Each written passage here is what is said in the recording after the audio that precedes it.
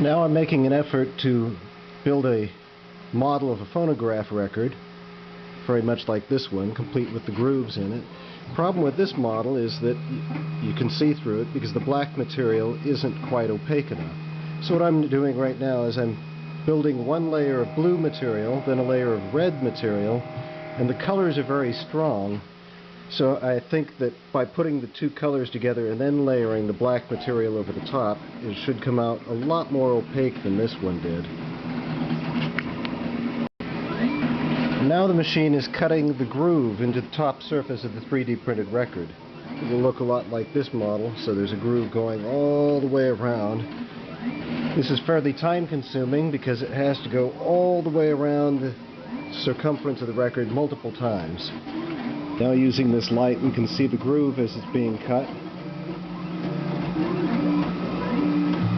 There goes the cutter as it approaches, and every time it goes past there's another groove we can see down there.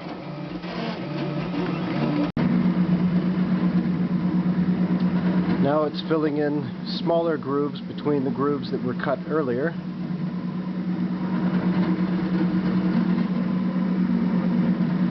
Gives it a nice healthy appearance of a true record. Looks like it's finishing up.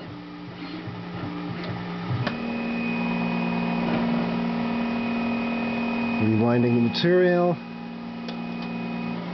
And I think there we go.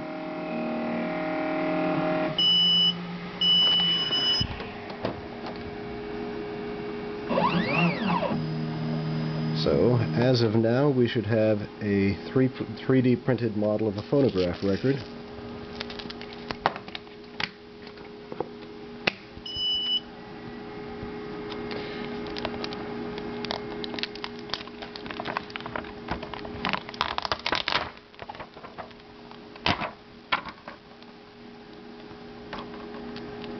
Peel away the unused material, punch out the center.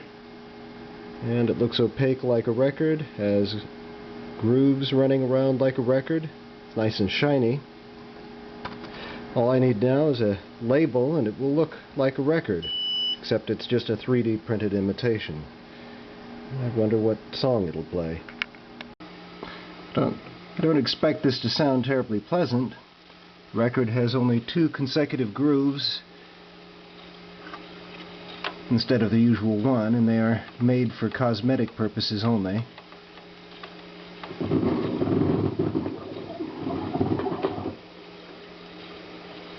Well, that didn't take long. Let's try that again.